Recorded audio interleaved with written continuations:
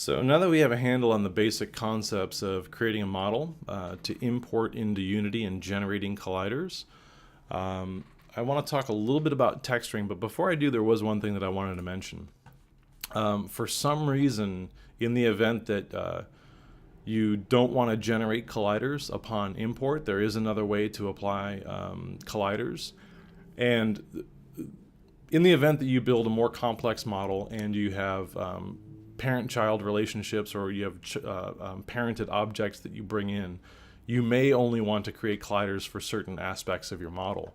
You can manually assign polygon colliders based on selecting an object. So in the event that I want to add colliders to this object, and you can see that it's already got a mesh collider assigned to it from the import process, I'll remove that component. If I wanted to manually assign a collider to this object, I would go to Components, Physics, and inside Physics I would choose a mesh collider. And that would take you through the same process. So if you wanted just one instance of your model to have a mesh collider, only children, that's one way to kind of manually control. But that now has the mesh collider assigned to that object. And by default, it just looks at the geometry of the object and builds a mesh collider based on that. So I'm going to take my ramp 2 object and delete that from the scene. I have my ramp 1 object. I want to talk a little bit about materials. So if I'm going to use just a simple flat color, my recommendation is that you do that directly in Unity rather than trying to create a simple flat color or procedural color inside Cinema 4D or other 3D modeling applications. Avoid using set selections for those of you that are familiar with assigning different materials to different faces or different polygons of an object. Avoid that process because it won't translate. If I go into Unity, if I want to apply a material to this object, it's just like applying materials to any other object. I'll go into my materials folder.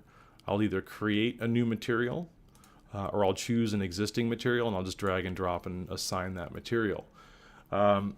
If I want to create a more complex material, something that's based on a bitmap, a photograph that I generate, or an illustration that I create, I want to just kind of walk you through the really basic workflow inside Cinema 4D. I'm going to go in Cinema 4D. Normally I would generate a texture and then choose a color and throw that on this object to generate a procedurally generated color. I don't want to do that in this demo. I want to be able to either paint directly on the object or create a bitmap file that I can take into Photoshop and manage more effectively. In order to do this, I want to point out that this object or this model that we're going to apply this to needs to be an object that is a polygon object. So we've already made this object editable. If I look in the object manager, I can see here that it still remains titled cube, but if I look over here on the left side, there's a polygon icon here, which means I've made it editable. So if I throw another cube in here for contrast, one that I didn't edit, we see the geometry of the object here in the object manager. I'm just going to delete that original. So the only way I was able to actually modify these points is by making it editable. With that model selected, I want to take this into Body Paint. Body Paint is this really great tool that comes with the studio version of Cinema 4D, which allows us to do a number of things. It allows us to paint directly on a 3D model. It allows us to work with UVW maps or texture maps. So in order to get this process up and running, what I want to do, I want to make sure my model that I want to affect is selected. I'm going to go over to this Layout drop-down menu, and I'm going to choose BP UV Edit. What that does is that changes the layout of Cinema 4D and brings the most commonly used UV editing tools to the foreground, and it rearranges our workspace. What we're looking at here is we're still looking at the 3D viewport here.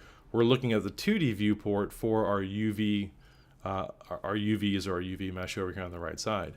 Now, in order to get this process up and running, we want to run this through the Paint Setup Wizard. So it's this little brush at the top of the screen that has little stars in the icon.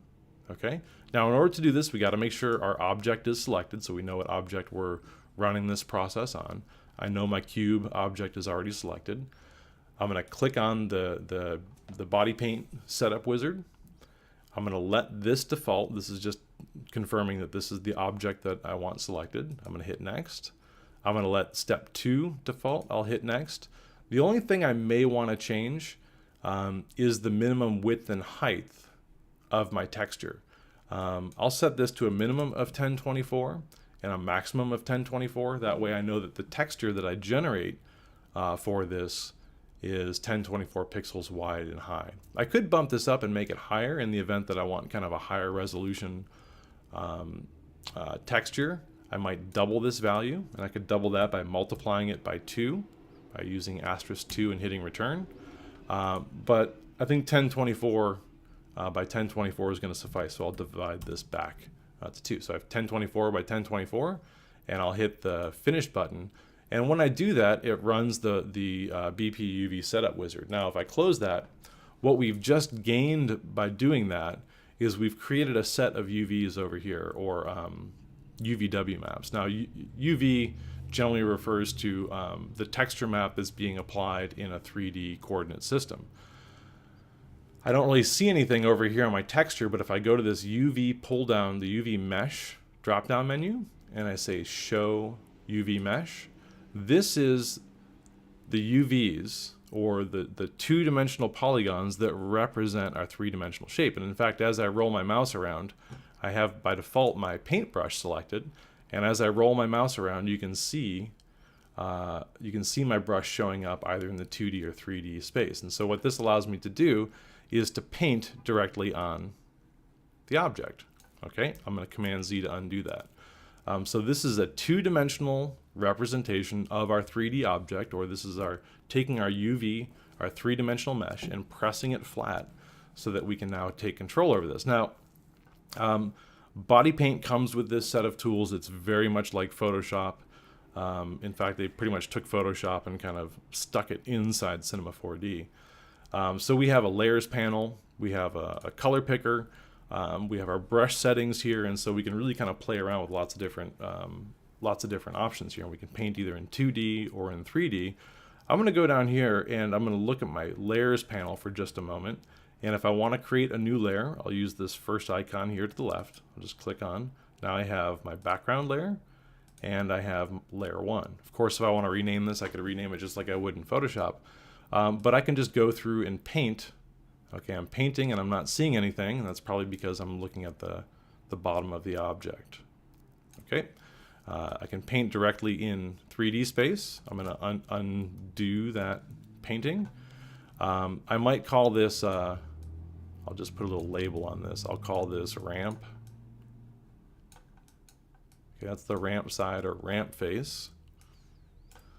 I'll write face over here, and again, I could just illustrate this.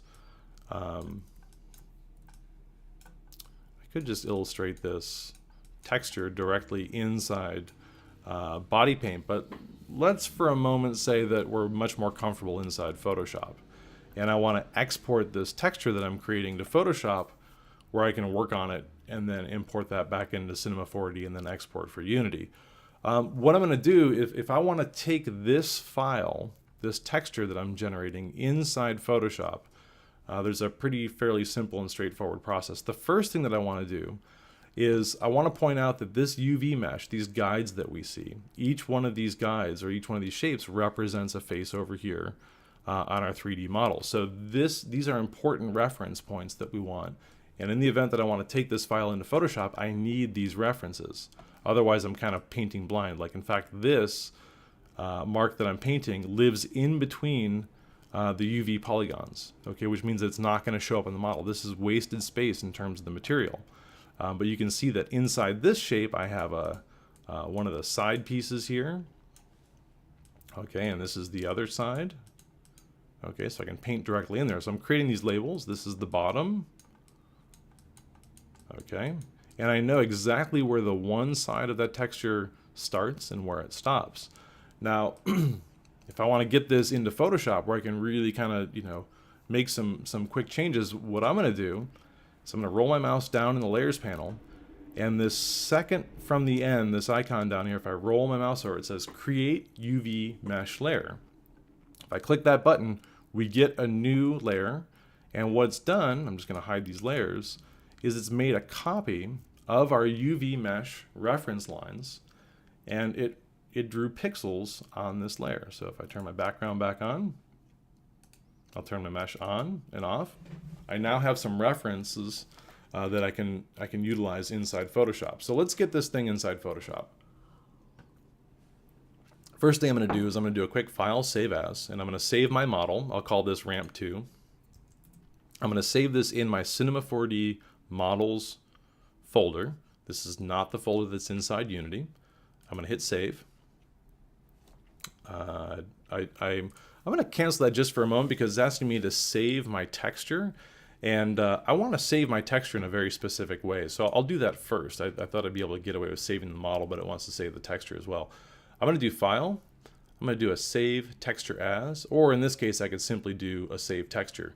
But I'll do Save As. And when I do Save As, you can see that we want to save the texture file as. We could do a TIFF. If I click on this drop-down menu, we can actually just do a straight Photoshop document. I'll say OK. I'll save this inside my Models folder, Cinema 4D Models. I'll call this, instead of matte color, I'll call this ramp texture or ramp text. And this is actually for ramp 2.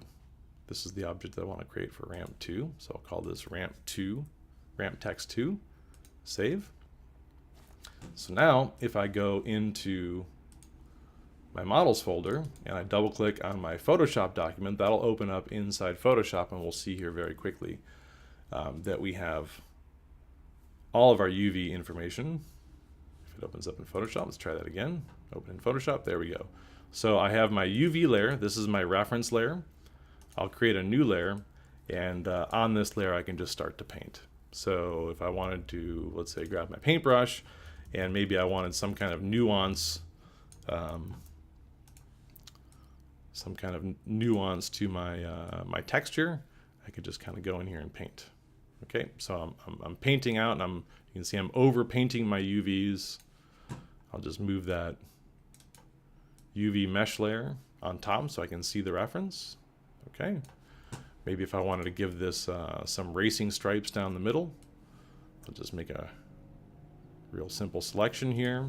I'll go into kind of an orange yellow right about there, and I'll just do a quick fill.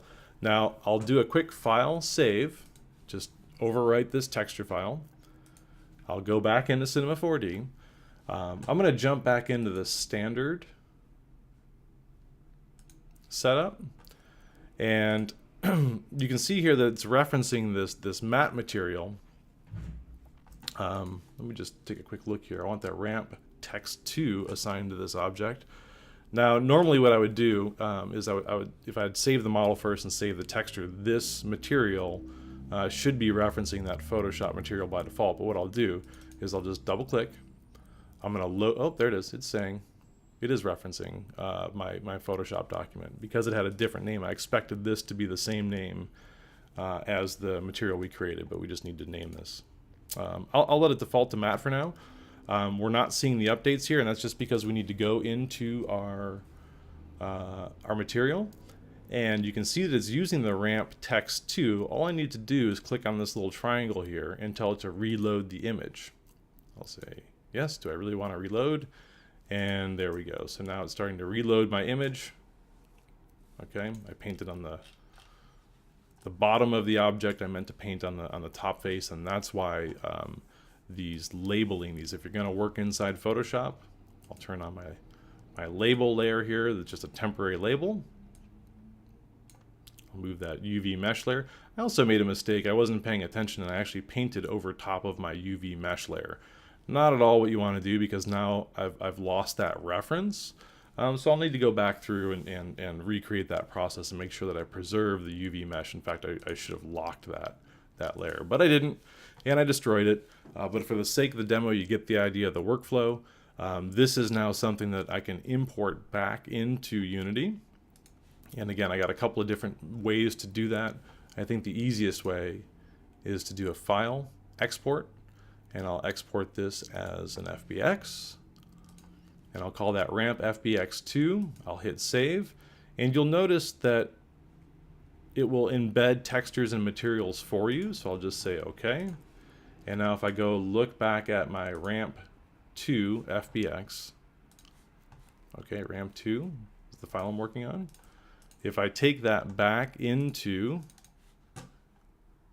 Unity, there we go. I can see already that it comes with my textures. So there's my texture, my quick paint job on this. So that's just a really high level overview of using body paint, exporting the UVs to Photoshop, and then modifying that texture and importing that model back in. So if you want to create custom textures, that's the way to do it. One thing that I will say is you need to avoid making procedural textures and expect them to come in to Unity. So if you're in Cinema 4D, avoid things like anything that's not color. So like luminance and diffusion, fog and bump, all of that stuff will not translate into Unity. Basically what Unity is looking for is either a simple flat color or a bitmap that's been wrapped around the object. And in this case, we generated a bitmap or a raster-based graphic that we've painted that's wrapped around our 3D objects. So that's just a real quick overview of that workflow. We'll push forward and look at some other strategies for building out our level, but we'll do that in the next presentation.